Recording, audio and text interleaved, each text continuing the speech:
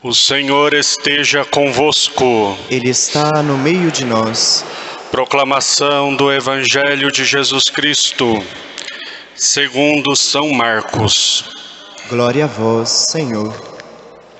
Naquele tempo, João disse a Jesus: Mestre, vimos um homem expulsar demônios em teu nome, mas nós o proibimos porque ele não nos segue. Jesus disse: Não o proibais, pois ninguém faz milagres em meu nome para depois falar mal de mim. Quem não é contra nós é a nosso favor. Em verdade vos digo, quem vos der a beber um copo de água porque sois de Cristo, não ficará sem receber a sua recompensa. E se alguém escandalizar um desses pequeninos que creem, melhor seria que fosse jogado no mar, com uma pedra de moinho amarrada ao pescoço. Se tua mão te leva a pecar, corta-a. É melhor entrar na vida sem uma das mãos, do que tendo as duas, ir para o inferno, para o fogo que nunca se apaga. Se teu pé te leva a pecar, corta-o. É melhor entrar na vida sem um dos pés, do que tendo os dois ser jogado no inferno. Se teu olho te leva a pecar, arranca-o. É melhor entrar no reino de Deus com um olho só, do que tendo os dois ser jogado no inferno, onde o verme deles não morre e o fogo não se apaga. Palavra da salvação. Glória a vós, Senhor.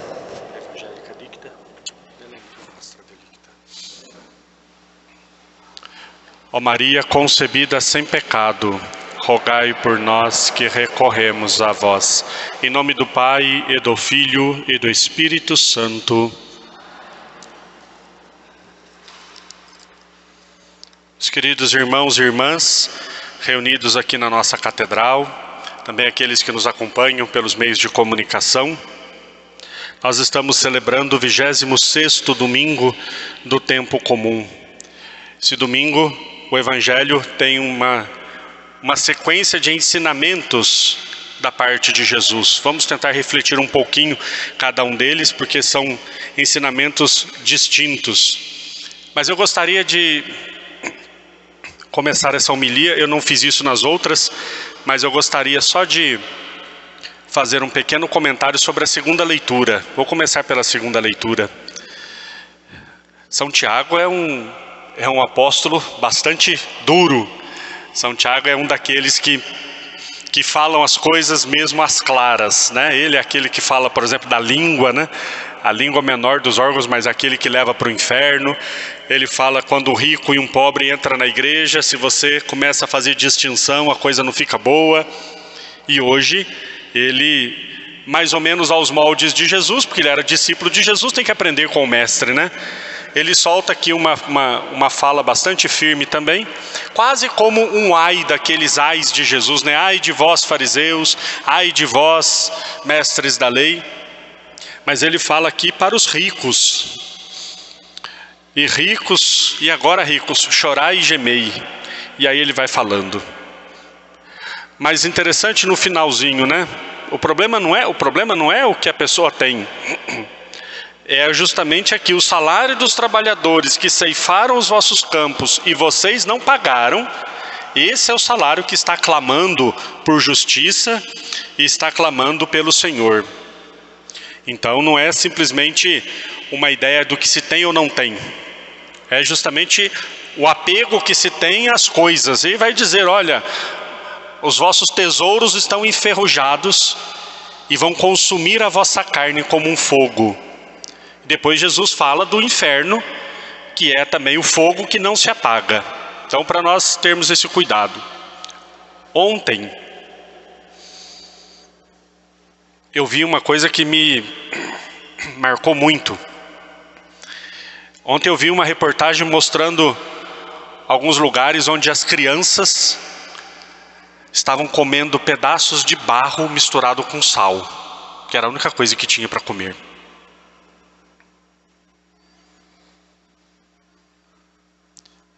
Que Deus me livre de um discurso socialista e comunista, porque isso eu estou muito longe de ser. Mas muito cuidado. O dia que isso não remexer as nossas entranhas, nós estamos muito doentes. Muito doentes. Não é brincadeira. A fome não é brincadeira.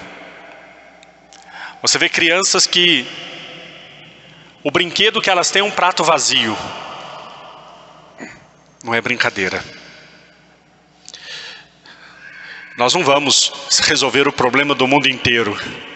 Eu não posso matar a fome do mundo inteiro. Mas o dia que isso não me incomodar mais, o dia que isso não doer em mim, indica uma grave doença. Uma grave doença. São Francisco de Assis, nós vamos celebrar agora dia 4 de outubro. São Francisco de Assis, um dia, na cabaninha dele lá, chorava no meio da noite, chorava, os freis, Pai Francisco, o que aconteceu? E ele dizia, enquanto houver uma pessoa nesse mundo que está com fome, enquanto houver uma pessoa nesse mundo que não tem onde dormir, se isso não doer em mim, é porque eu já esqueci o Senhor. No Evangelho Jesus fala, se der um copo d'água, vai receber a recompensa. Os pequenos gestos, as pequenas coisas fazem uma diferença enorme. Eu queria compartilhar com vocês uma experiência. Eu não gosto de falar isso, mas eu acho que é importante. Sexta-feira passada, eu rezei a Santa Missa. Sexta-feira nós temos 3 missas aqui na Catedral, meio-dia, às 15 horas e às 19 horas. Quando eu rezei a missa das 3 horas da tarde, quando eu comunguei, Jesus falou uma coisa para mim. Ele falou, você vai sair dessa missa, você vai lá no supermercado, você vai comprar 20 pães. Ele deu o número exato, ele é bem preciso. E quando eu terminar a missa da noite, você vai sair para entregar esses pães para quem precisa. Bom, o máximo que eu posso fazer é obedecer. Fui no supermercado, comprei os 20 pães. Eu tinha um restinho de maionese lá em casa, passei no pão. E aí eu saí aqui pela Igreja do Carmo, fiz a volta, desci, passei o túnel e fui lá para o lado da faculdade, Paulo VI. Cheguei lá, quando eu entreguei os últimos pães, tinha 2 irmãozinhos sentados na calçada. E eu falei, eu posso sentar aqui com vocês? Eles falaram, pode, claro. E sentei e comecei a bater papo com eles lá. E aí parou um carro na calçada. E desceram algumas pessoas com marmitas, com fruta dentro do copinho, suco, bonito assim, bastante coisas. Eu na hora fiquei até meio envergonhado, falei, poxa vida, eu estou entregando um pãozinho aqui, meio mais ou menos com a maionese, e as pessoas estão entregando marmita, estão entregando coisas boas, e eu fiquei feliz, é claro, porque tem mais pessoas fazendo caridade. E aí, a pessoa entregou a marmita para o irmãozinho, e falou para ele, você está bem? Ele me deu um abraço e falou, estou ótimo, estou aqui com o padre. Às vezes não é nem a comida, é estar lá um pouquinho. Ele me abraçou e disse, eu estou ótimo, eu estou aqui com o padre. E naquele momento eu fiquei muito feliz por ter estado onde Deus queria que eu estivesse. Se der um copo de água, pequenas coisas fazem diferenças tão grandes, tão grandes. A minha homilia já mudou completamente do foco para onde eu queria, mas Deus queria que eu falasse isso para nós termos no nosso coração. Sabe, queridos, não é ser moralista não, mas às vezes com tanta facilidade nós desperdiçamos comida, né? Isso eu aprendi na casa da minha mãe. Isso eu já aprendi lá na casa da minha mãe. Ai, sobrou um pouquinho de arroz do almoço, não, joga esse arroz fora e faz outro novo para janta. Aí você vê na África criancinhas catando grãozinhos de arroz no meio da terra para matar a fome. Mas é pouquinho arroz, joga isso aí lá, faz outro. Minha mãe nunca jogava comida fora. E ela tinha um jeito de fazer que era maravilhoso. Quando ela põe um arroz novo para cozinhar, ela colocava o outro junto. Ela falava, quero ver se achar o arroz do almoço e o arroz novo. Tá tudo aí. Bom apetite. Pequenas coisas, sabe? Aquele esforço de abrir a geladeira e falar, o que que tem? Vamos primeiro, né? Vamos comer o que tem. Pois bem, meus queridos irmãos e irmãs, para nós rezarmos em cima disso, para nós meditarmos. O Evangelho de Jesus ensina várias coisas, né? Principalmente, e aqui eu não gostaria nem de ficar muito nessa primeira parte que fala dos que expulsavam o demônio em nome de Jesus, porque isso aqui dá pano para manga, dá para nós fazermos um retiro todo em cima dessa parte aqui. Mas eu quero ficar com essa parte que Jesus fala sobre: se o teu pé te leva a pecar, corta-o; se tua mão te leva a pecar, corta; e se o teu olho te leva a pecar, arranca-o.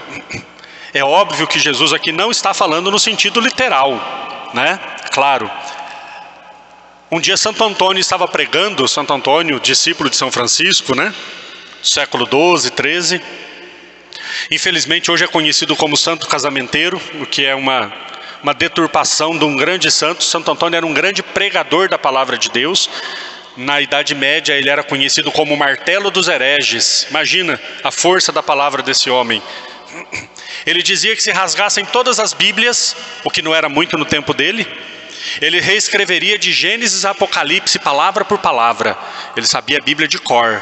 Esse é Santo Antônio. Um dia ele estava pregando o Evangelho, falando dessa passagem, e um homem que estava escutando a pregação se sentiu muito tocado e lembrou que um dia tinha dado um chute na sua mãe, pecado gravíssimo.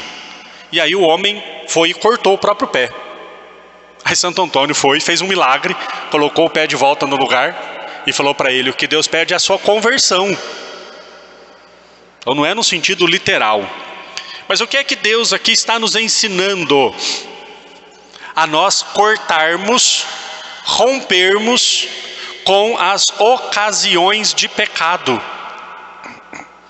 Nos atendimentos que eu faço de confissão, de direção espiritual, nós percebemos que 80% dos pecados, eles poderiam ser evitados se eu evitasse a situação que me leva a ele. Eu quero muito lutar contra o pecado, mas eu não saio daquele grupo de WhatsApp que só mandam coisa que não presta. Porque o que vão pensar de mim? O que vão falar? Eu fico meio sem graça. Eu quero muito evitar o pecado, mas eu não saio daquela rodinha que só fofoca e fala mal dos outros. Uma dica: se você está numa roda que falam mal dos outros, quando você sai, você vira o assunto. Com certeza. Evitar as situações de pecado é o grande progresso para a vida espiritual. É o grande progresso. Uma vez um padre que acompanhava casais de namorados jovens, e os jovens reclamando para o padre que era muito difícil viver a castidade. Ai, padre, é muito difícil, nós vivemos a castidade, nós pecamos muito contra a castidade. O padre disse assim: mas vocês pecaram na praça da igreja? Na praça da cidade? Não, padre, claro que não. Ah, tá. Vocês pecaram na frente da família de vocês, na sala de casa? Não, padre, claro que não. Então como é que foi? Não, é que a gente entrou no quarto, fechou a porta e foi assistir filme. Você não evita a situação, amado. Metade já está ali. Romper com as situações que me levam ao pecado é o grande progresso da vida espiritual. Queridos, para nós irmos para o céu, nós precisamos fazer algumas coisas. Mas ao mesmo tempo que nós temos que fazer algumas coisas, nós temos que deixar de fazer outras coisas. E às vezes nós estamos dispostos a fazer o que é preciso, mas não estamos dispostos a não fazer o que não é preciso, o que não se pode. Eu estou muito disposto a fazer caridade para o próximo, mas eu não quero renunciar ao meu pecado. Não tem como. Um exemplo muito claro para vocês. Se uma pessoa quer passar num concurso público, tem que estudar. Não tem jeito. Tem que estudar por diversas horas durante o dia. 8, 10 horas de estudo por dia. Então a pessoa se propõe: eu quero passar num concurso público. Então ela já sabe o que ela tem que fazer. Tem que estudar. Tem que ter disciplina. Só que para ela estudar, ela tem que renunciar. Eu não posso estudar 10 horas por dia e ficar maratonando séries. Não dá. Eu não posso estudar 10 horas por dia e não perder nenhuma festa. Eu não posso estudar 10 horas por dia e ficar o dia inteiro no celular. Então, muitos estão dispostos a fazer o que tem que fazer, mas não estão dispostos a deixar as festas, deixar as séries, deixar o que tem que deixar. Aí não passa.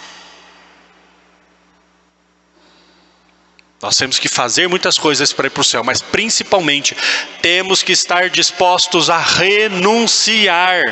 Eu vou bater sempre nessa tecla.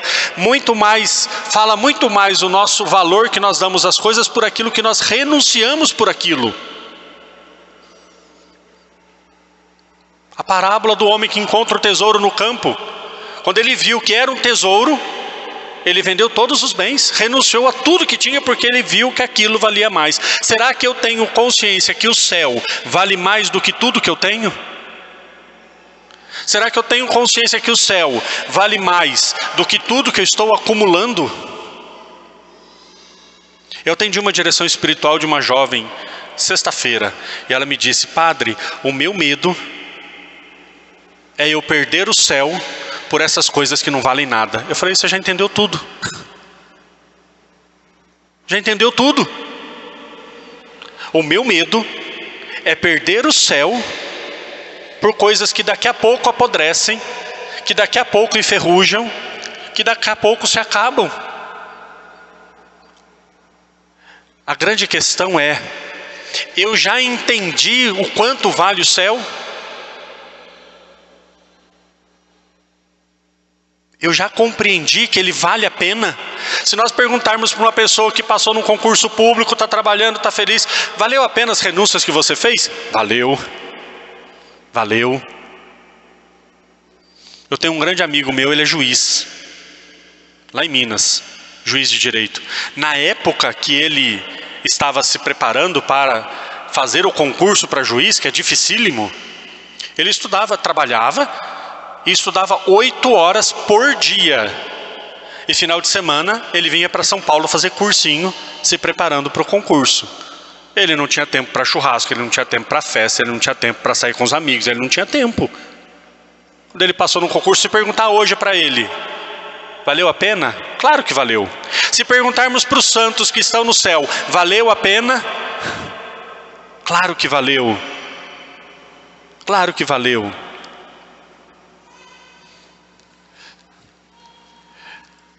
Para mim esse relógio aqui não tem preço, tá? Mas só para a gente fazer um exemplo. Isso aqui quem me deu foi Dom Pedro. Então para mim é um valor inestimável. Bom, mas é um relógio simples, tá? Aí chega uma pessoa aqui especialista em relógios e diz: esse relógio aqui vale 10 milhões. Eu vou vender minha casa, vou vender o carro que eu tenho e vou comprar esse relógio. Vale 10 milhões. E quem não conhece o valor do relógio pode até jogar ele fora e continuar com as coisas que tem. O reino de Deus também é escondido. O valor dele é escondido.